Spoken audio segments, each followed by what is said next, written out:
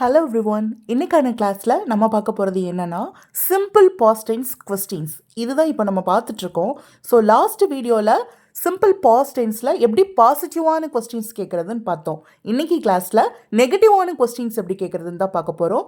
So நம்ம நெகட்டிவான கொஸ்டின்ஸை பார்க்குறதுக்கு முன்னாடி நீங்கள் இன்னும் அந்த பாசிட்டிவான கொஸ்டின்ஸ் எப்படி கேட்குறதுன்னு வீடியோ பார்க்காம இருக்கீங்கன்னா இப்போவே போய் அந்த வீடியோவை பார்த்துட்டு வந்து இந்த வீடியோவை பாருங்கள். நான் மேலே லிங்க் கொடுக்குறேன். ஸோ இன்றைக்கி நெகட்டிவான கொஸ்டின்ஸ் பார்க்குறதுக்கு ஃபர்ஸ்ட் நம்ம தெரிஞ்சுக்க வேண்டியது நெகட்டிவான சென்டென்ஸை எப்படி உருவாக்கணும் அப்படின்றது தான். நம்ம ஆல்ரெடி நெகட்டிவான சென்டென்சஸை எப்படி உருவாக்கணுன்ற வீடியோவும் பார்த்துருக்கோம். அதை பார்க்காதவங்களும் இப்போவே போய் பார்த்துட்டு வாங்க. அதை பார்த்துட்டு இது பார்க்கும்போது ரொம்ப ஈஸியாக இருக்கும் உங்களுக்கு புரிஞ்சுக்கிறதுக்கு. ஸோ ஃபஸ்ட்டு நெகட்டிவான சென்டென்சஸ். அவன் சாப்பிடவில்லை அப்படின்னு இருக்கு இல்லையா? ஸோ இங்கே பாஸ்டில் ஒரு விஷயம் நடக்கலை அப்படின்றது தான் இந்த இதுக்கான அர்த்தம். ஸோ அவன் சாப்பிடவில்லை, அந்த வில்லை அப்படின்னு வந்துட்டாலே நம்ம என்ன போடணும்னு பார்த்துருக்கோம். கரெக்ட், நெகட்டிவ் சென்டென்ஸில் டிண்ட் அப்படின்ற வார்த்தையை யூஸ் பண்ணணும்னு பார்த்தோம். அப்போது ஹீ டிண்ட் ஈட். நீ எழுதவில்லை அப்படின்னா யூ டிண்ட் ரைட். அவள் போகவில்லை அப்படின்னா she didn't go. Correct. So இப்போ நம்ம பார்க்க போகிறது என்னென்னா இந்த நெகட்டிவான சென்டென்ஸ்லேருந்து எப்படி நெகட்டிவான கொஸ்டினாக உருவாகுது அப்படின்றது தான். இப்போது அவன் சாப்பிடவில்லைன்ற வார்த்தை அவன் சாப்பிடவில்லையா அப்படின்னு கேட்டால் அதுதான் என்னது? கரெக்ட், சிம்பிள் பாஸ்ட் டென்ஸில் நெகட்டிவான கொஸ்டின் கேட்குறதுன்னு அர்த்தம். ஸோ இப்போ இதை எப்படி பேசணும் அப்படின்றத நம்ம எக்ஸாம்பிள்ஸோட பார்க்கலாம். ஃபர்ஸ்ட் இதுக்கான ரூல் என்னன்னு தெரிஞ்சுக்கலாம். சிம்பிள் பாஸ்ட் டென்ஸில் நெகட்டிவான கொஸ்டின்ஸ் கேட்குறதுக்கான ரூல் என்னன்னு பார்த்தீங்கன்னா, ஃபர்ஸ்ட் நம்ம யூஸ் பண்ண வேண்டியது டிட் நாட். அதுதான் இங்கே நம்ம சேர்த்து டிடன்ட் அப்படின்னு போட்டிருக்கோம். அடுத்தது டிடன்ட்டுக்கு அடுத்தது சப்ஜெக்ட் வரணும். சப்ஜெக்ட்க்கு அடுத்தது வேர்ப் வரணும். இங்கே இருக்க வேர்ப் என்ன வேர்பாக இருக்கணும்? கண்டிப்பாக V1 வேர்பாக தான் இருக்கணும். ஏன்னா நம்ம ஆல்ரெடி என்ன யூஸ் பண்ணியிருக்கோம் இந்த சென்டென்ஸில்? டிடன்ட் அப்படின்னு யூஸ் பண்ணியிருக்கோம். ஸோ டிட் அப்படின்ற வார்த்தை வந்தாலே அதை தொடர்ந்து வரக்கூடிய வேர்ப் கண்டிப்பாக V1 வேர்பாக தான் இருக்கணும்னு பார்த்தோம். ஏன்னா டிட்ன்றதே ஆல்ரெடி ஒரு பாஸ்ட் வார்த்தை தான்.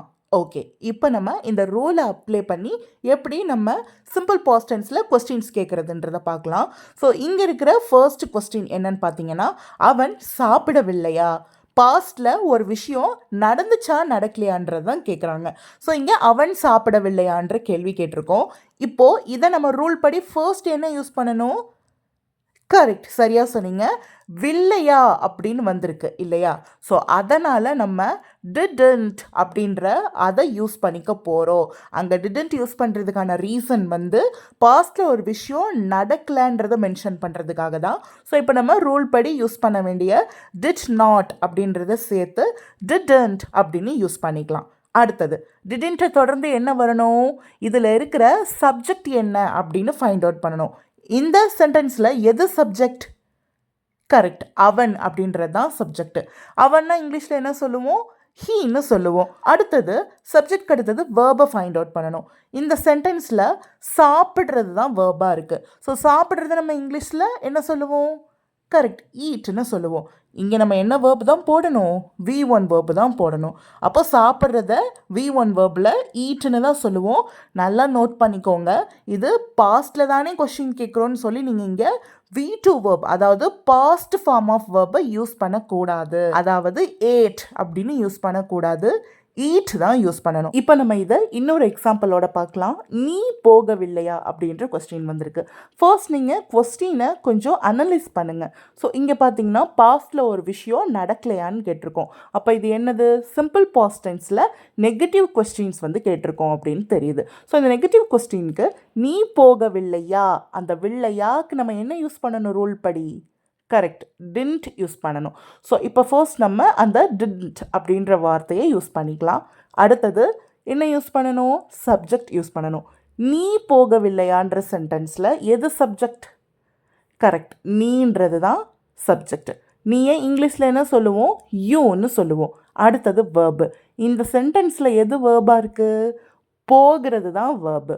ஸோ அப்போது போகிறதுக்கு இங்கிலீஷில் என்ன சொல்லுவோம்? கோன்னு சொல்லுவோம். இங்கே நம்ம என்ன வேர்ப் யூஸ் பண்ணணும்? V1 வேர்ப் தான் யூஸ் பண்ணணும். அப்போது V1 வேர்ப் என்னது தான்? கோ தான். அப்போ இதை எப்படி சொல்லுவோம்? Didn't you go? அவ்வளோதான், கரெக்டாக சொன்னீங்க. அடுத்த எக்ஸாம்பிள், நீ அவனை பார்க்கவில்லையா? பாஸ்டில் ஒரு விஷயம் நடக்கலையான்னு கேட்டிருக்கோம். ஸோ அப்போது சிம்பிள் பாஸ்ட் டென்ஸில் நெகட்டிவான கொஸ்டின்னு நம்ம அண்டர்ஸ்டாண்ட் பண்ணிக்கிட்டோம். இப்போது பார்க்கவில்லையா அப்படின்னு வந்திருக்கிறதால நம்ம இப்போ என்ன யூஸ் பண்ணணும்?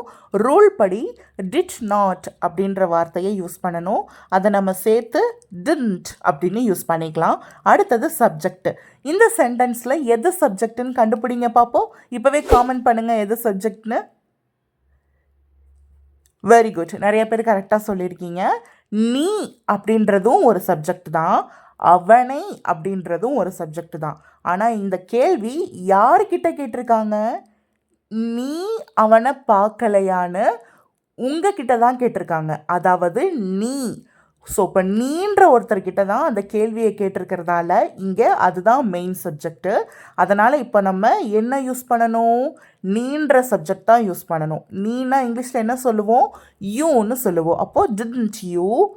அடுத்தது வேர்ப் என்னது? பார்க்குறது. ஸோ பார்க்குறதுக்கு இங்கிலீஷில் என்ன?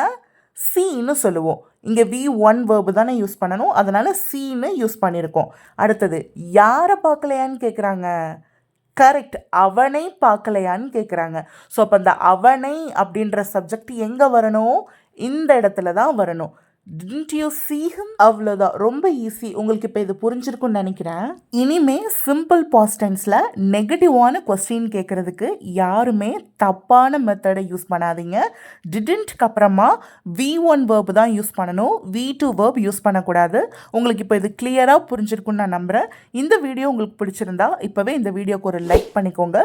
உங்கள் ஃப்ரெண்ட்ஸ்க்கும் இந்த வீடியோவை ஷேர் பண்ணுங்கள், அவங்களும் தெரியாத விஷயத்தை தெரிஞ்சுக்கிட்டோம். நீங்கள் இன்னும் நம்ம சேனலை சப்ஸ்கிரைப் பண்ணலைன்னா தயவு செஞ்சு இப்போவே நம்ம சேனலுக்கு ஒரு சப்ஸ்கிரைப் பண்ணிவிட்டு பக்கத்தில் இருக்க பெல் ஐக்கானையும் கிளிக் பண்ணிக்கோங்க. அப்போ தான் நான் எப்போ வீடியோ போட்டாலும் உங்களுக்கு உடனே நோட்டிஃபிகேஷன் வந்து சேரும். நிறைய பேர் நான் சொல்லிகிட்டே தான் இருக்கேன், இன்னுமே நீங்கள் சப்ஸ்கிரைப் பண்ணாமல் தான் வீடியோ பார்க்குறீங்க. ஸோ ப்ளீஸ் அவங்களுக்குலாம் இன்னொரு டைம் சொல்கிறேன், சப்ஸ்கிரைப் பண்ணாமல் பார்த்துட்ருக்கோங்க, இப்போவே நம்ம சேனலை சப்ஸ்கிரைப் பண்ணிக்கோங்க, பக்கத்தில் இருக்க பெல் ஐக்கானையும் கிளிக் பண்ணிக்கோங்க. இதே மாதிரி இன்னொரு யூஸ்ஃபுல்லான வீடியோவில் பார்க்கலாம். டாட்டா.